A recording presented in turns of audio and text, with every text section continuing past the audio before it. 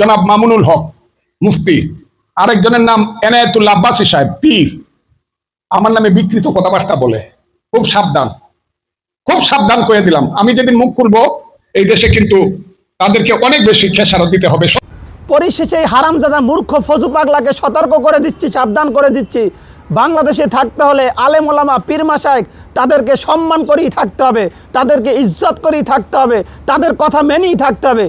যদি তাদের কথা ভালো না লাগে, তোমার আব্বাদের দেশ পার্শ্ববর্তী রাষ্ট্র ভারত চলে যাও, সেখানে গিয়ে হিন্দুদের দালালি করো।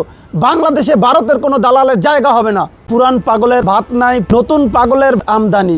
প্রিয় দেশবাসী, আপনারা দেখেছেন আওয়ামী লীগ সরকার থাকতে কিছু নাস্তিক ছিল, কিছু নাস্তিক প্রকৃতির পাগল ছিল, যাদের কাজই ছিল আলেম ওলামা পীর মাশায়েখ এবং ইসলামপন্থীদের বিরোধিতা করা।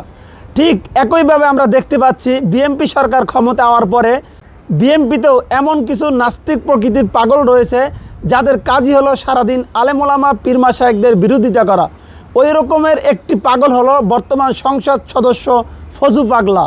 আপনারা দেখবেন এই ফজু পাগলার অন্য কোনো কাজ নাই, দেশ নিয়ে কোনো চিন্তা নাই, দেশ নিয়ে কোনো ভাবনা নাই, জনগণ নিয়ে কোনো ভাবনা নাই। তার শুধু একটাই ভাবনা, একটাই চিন্তা, কিভাবে আলেম ওলামাদেরকে হাও করা যায়, কিভাবে ইসলামপন্থীদের বিরোধিতা করা যায়, এটা নিয়েই সারাদিন সে ব্যস্ত থাকে। গতকালের এক বক্তব্যতে দেখলাম আল্লামা আব্বাস হুজুরকে নিয়ে মন্তব্য করেছে, সমালোচনা করছে।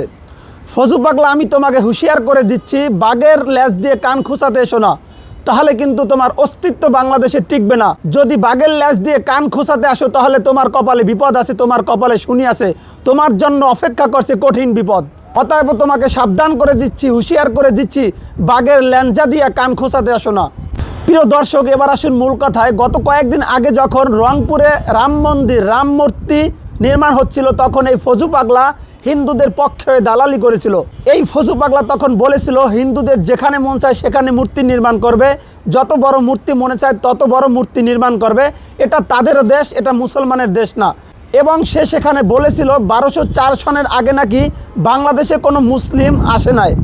তার এই বক্তব্যটি যখন আল্লামা আব্বাস হুজুরের কাছে আসছে, তখন আল্লামা আব্বাস হুজুর তার এই পাগলামি বক্তব্যের জবাব দিয়েছিল। সেই থেকে মূলত এই ফজু পাগলা আল্লামা আব্বাস হুজুরের বিপক্ষে লেগেছে, আল্লামা আব্বাস হুজুরের বিরুদ্ধে আচরণ করা শুরু করছে। পরিশেষে এই হারামজাদা মূর্খ ফজু পাগলাকে সতর্ক করে দিচ্ছি, সাবধান করে দিচ্ছি, বাংলাদেশে থাকতে হলে আলেম ওলামা পীর মাশায়েখ তাদেরকে সম্মান করেই থাকতে হবে, তাদেরকে ইজ্জত করেই থাকতে হবে, তাদের কথা মেনেই থাকতে হবে। যদি তাদের কথা ভালো না লাগে, তোমার আব্বাদের দেশ পার্শ্ববর্তী রাষ্ট্র ভারত চলে যাও, সেখানে গিয়ে হিন্দুদের দালালি করো। বাংলাদেশে ভারতের কোনো দালালের জায়গা হবে না, নতুবা বাংলাদেশের মানুষ জুতা পিটা করে বাংলাদেশ থেকে বহিষ্কার করে দিবে। পরিশেষে বিএনপি সরকারকে একটি কথা বলে শেষ করছি, আপনি আওয়ামী সরকারের মতো হয়েন না। আওয়ামী সরকার কিছু নাস্তিকদেরকে জায়গা করার কারণে সে বাংলাদেশের রাষ্ট্র ক্ষমতায় থাকতে পারে না। আপনার দলেও আমরা আশা করব কোনো নাস্তিকদেরকে জায়গা দিবেন না, কোনো আলেম ওলামা পীর মাশায়েখ বিরোধী কোনো নাস্তিকদের জায়গা যেন বিএনপি সরকার, বিএনপি দলের ভিতরে না হয়, সেদিকে আপনাকে লক্ষ্য রাখতে হবে।